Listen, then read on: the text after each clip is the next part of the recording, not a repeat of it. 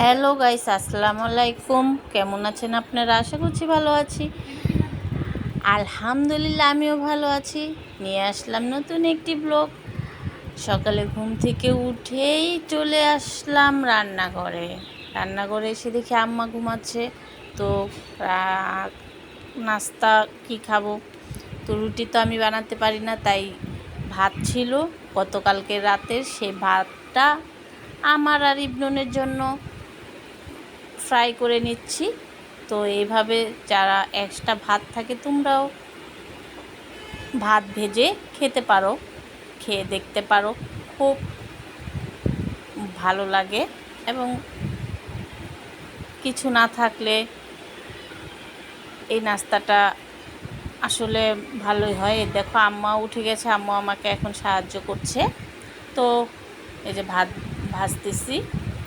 তো ইবনুনও এখনও ঘুমাচ্ছে, তো ইবনুনের জন্য আর আমার জন্য আমি এটা করে নিচ্ছি। এর মধ্যে আম্মা উঠে গেছে, তো আম্মাকে বললাম ভাতটা ভেজে দাও। আম্মা ভাত ভাজতেছে, যে ভাতগুলো দিয়ে দিয়েছে, বাসি ভাত গতকালকে রাতে ভাত না খেয়েই ঘুমিয়ে পড়েছিলাম, খুব ঘুম পেয়েছিল, তাই আম্মা ভাতগুলো বাহিরেই রেখে দিয়েছিল। ভালোই হয়েছে এর জন্য। ঘুম থেকে উঠে দেখি আম্মা ঘুমাচ্ছে, আমার তো সেই ক্ষুধা লেগে গেছে।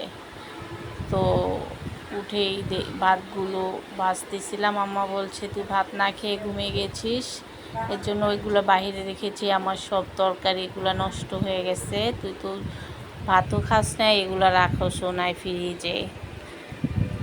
তো কি আর করার, আম্মাকে বললাম তুমি রেখে দিতা, আমি ফ্রিজ থেকে বের করে খেতাম। এইতে দেখো ভাত ভাজা হয়ে গেল। তো আমি ভাতটা খেয়ে নিলাম, ভালোই লেগেছে। এর সাথে বাসায় গাজর বা কোনো সবজি থাকলে অ্যাড করলে আরও ভালো লাগে, ফ্রাইড রাইসের মতন লাগে।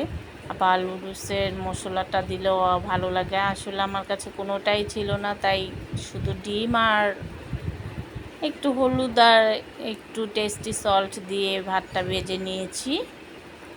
তারপরও খুব ভালো লেগেছে, আমার ভালোই লাগে। ইবনুনেরও খুব পছন্দ এই খাবারটা। আমি মাঝে মধ্যে ইবনুনের টিফিনেও দিয়ে দিই স্কুলে।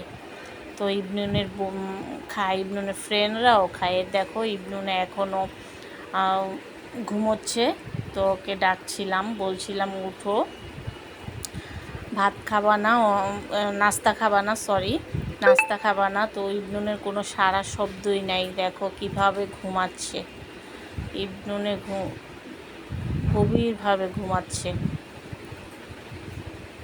দেখো, এই যে ইবনুন উঠে গেল। ইবনুনকে উঠার পরে নাস্তা দিলাম, ভাত ভাজা আর একটা ডিম।